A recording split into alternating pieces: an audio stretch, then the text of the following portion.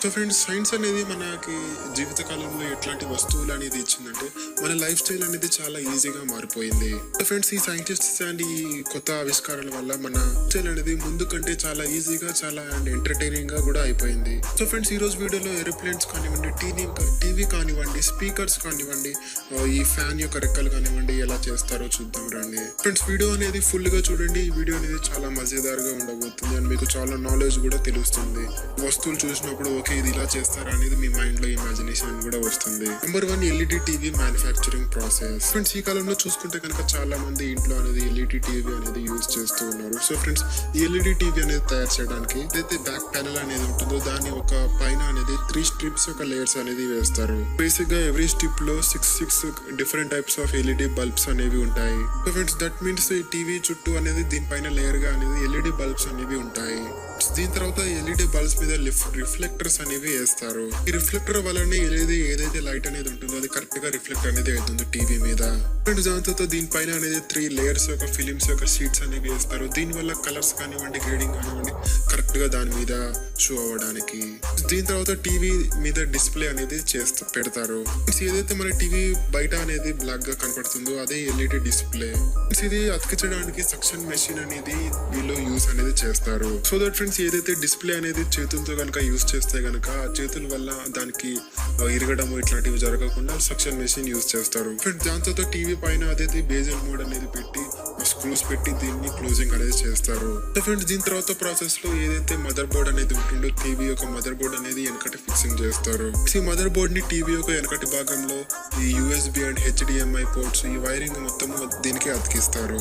ఈ టీవీ యొక్క వెనకటి భాగంలో నుంచి స్పీకర్స్ ని కూడా ఫిట్టింగ్ అనేది చేస్తారు. ఫ్రెండ్స్, దాని మీద ఏదైతే లేరింగ్ అనేది ఉంటుందో లేరింగ్ అనేది పెట్టి క్లోజింగ్ అనేది చేసి దానికి స్క్రూస్ అనేది పెట్టి ఫిట్టింగ్ అనేది చేస్తారు. సో ఫ్రెండ్స్, ఈ టీవీని బాక్స్ లో ప్యాకింగ్ చేసే ముందు దీన్ని టెస్టింగ్ అనేది చేస్తారు. బేసిక్ గా ఈ టెస్ట్ లో picture quality, sound quality, voltage quality, display quality testing చేస్తారు. దీని తర్వాత అక్కడ మాన్యువల్ గా ఎంప్లాయీస్ అనేది వాటి యొక్క పోర్ట్స్ కానివ్వండి, వైర్స్ కానివ్వండి కరెక్ట్ గా సెట్ అయినా లేదా అనేది మాన్యువల్ గా చెక్ చేస్తారు. ఫ్రెండ్స్, ఈ టెస్ట్ అనేది ఓకే అయిన తర్వాత నెక్స్ట్ ప్యాకింగ్ స్టేషన్ కి పంపిస్తారు. ఫ్రెండ్స్, ఇక్కడ ఎంప్లాయీస్ అనేది రిమోట్, యూజర్ మాన్యువల్, ఇంకా బుక్, చార్జర్ ఇవన్నీ దీంట్లో ఫిక్సింగ్ అనేది చేసి ప్యాకింగ్. ఫ్రెండ్స్, నెంబర్ 2 లో ఉంది airplane making process. Friends, basic గా ఏరోప్లేన్ అనేది 9 days లో వీళ్ళు ఇక్కడ గోడౌన్ లో ఎలా చేస్తారు అనేది మనం తెలుసుకుందాం. సో ఫ్రెండ్స్, ఇది బేసిక్ గా వరల్డ్ వైడ్ లో కనుక చూసుకుంటే ఇది నెంబర్ 1 యొక్క aeroplane making company or factory.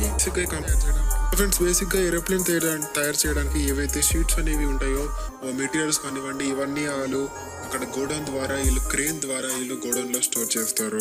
Friends, ఇది చాలా పెద్ద ఫ్యాక్టరీ అండ్ ఇక్కడ చాలా ప్రొఫెషనల్ క్వాలిటీ ఇంజనీర్స్ అనేది ఇక్కడ పనిచేస్తూ ఉంటారు. ఫ్రెండ్స్, బేసిక్ గా ఫస్ట్ 3 days లో ఏదైతే ప్లేన్ లో ఉన్న ఇంటీరియర్ అనేది ఉంటారో దాన్ని అక్కడ ఇంజనీర్స్ అనేది ఫిక్సింగ్ అనేది చేస్తారు, డిజైన్ చేస్తారు. ఫ్రెండ్స్, బేసిక్ గా ఇది జస్ట్ మనం ఇల్లు ఎలా తయారు చేస్తామో దానిలాగానే అక్కడ ఇంజనీర్స్ అనేది ఇక్కడ లోపల మొత్తం డిజైనింగ్ అండ్ దాన్ని అతికించడం అనేది చేస్తారు. బేసిక్ గా అక్కడ డోర్స్ కానివ్వండి, అక్కడ వైరింగ్ కానివ్వండి, అక్కడ మొత్తం సెట్టింగ్ కానివ్వండి చేస్తారు ఇంజనీర్స్. ఫ్రెండ్స్, ఇలా రెడీ అయిన తర్వాత అక్కడ ఏదైతే మొత్తం అయ్యిందో దాన్ని మొత్తం ప్యాకింగ్ అనేది చేస్తారు. మొత్తం ఒక షీట్స్ అనేవి వేసి క్లోజింగ్ చేస్తారు. ఫ్రెండ్స్, 4th day లో ఏదైతే ప్లేన్ యొక్క రెక్కలు అనేవి ఉంటాయో రెక్కల్ని దీన్ని అతికిస్తూ ఉంటారు.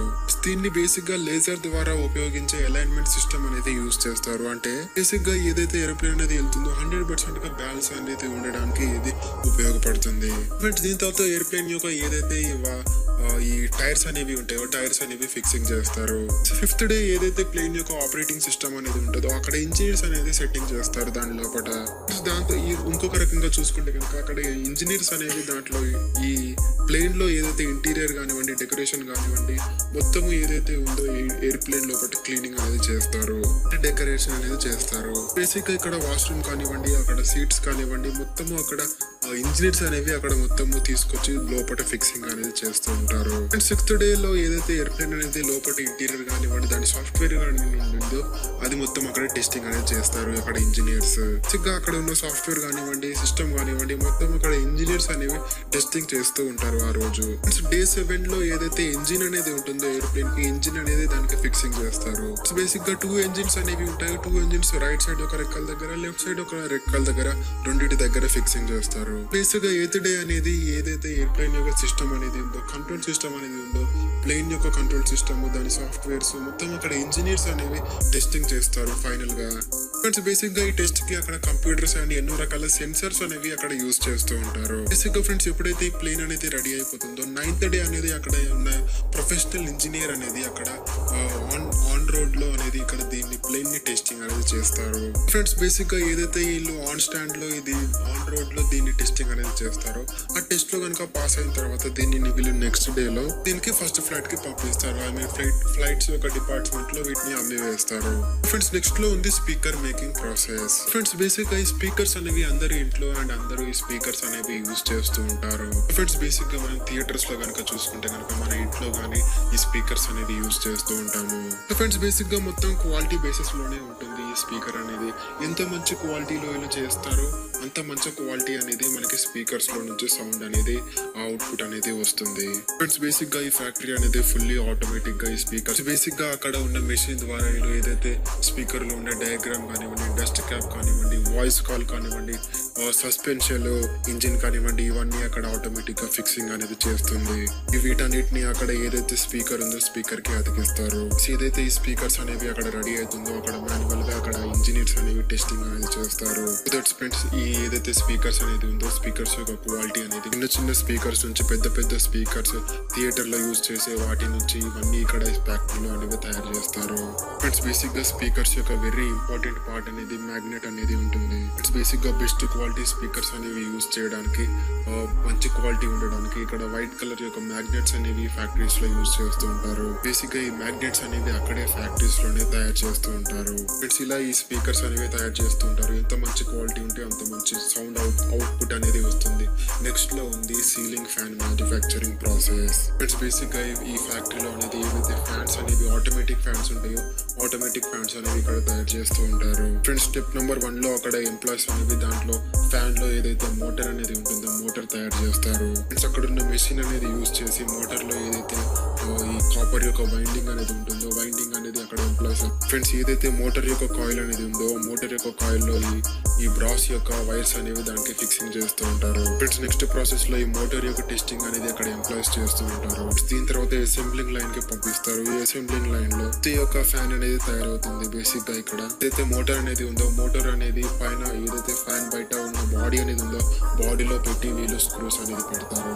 ఇలా తయారైన తర్వాత నెక్స్ట్ ప్రాసెస్ లో ఏదైతే ఫ్యాన్ యొక్క రెక్కలు అనేవి ఉన్నాయో రెక్కలు అనేవి అక్కడ ఎంప్లాయీస్ అనేది కరెక్ట్ షేప్ లో కటింగ్ మెషిన్ ద్వారా కట్ చేస్తారు. ఇక్కడ స్టీల్ యొక్క షీట్స్ అనేవి యూజ్ చేస్తారు. ఇలా కట్ చేసిన వాటిని నెక్స్ట్ ప్రాసెస్ లో దానికి పెయింటింగ్ అనేది చేస్తారు.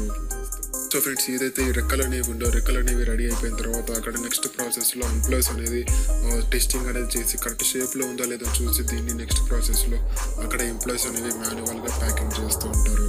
సో ఫ్రెండ్స్ ఈ వీడియోకి ఇంతే ఫ్రెండ్స్. వీడియో కనుక మీకు నచ్చితే కనుక లైక్ చేయండి, షేర్ చేయండి, సబ్స్క్రైబ్ చేయండి. మీకు ఇంకా ఎట్లాంటి ఫ్యాక్టరీస్ తెలుసుకోవాలని నాకు కామెంట్ బాక్స్ లో 100% గా చెప్పండి.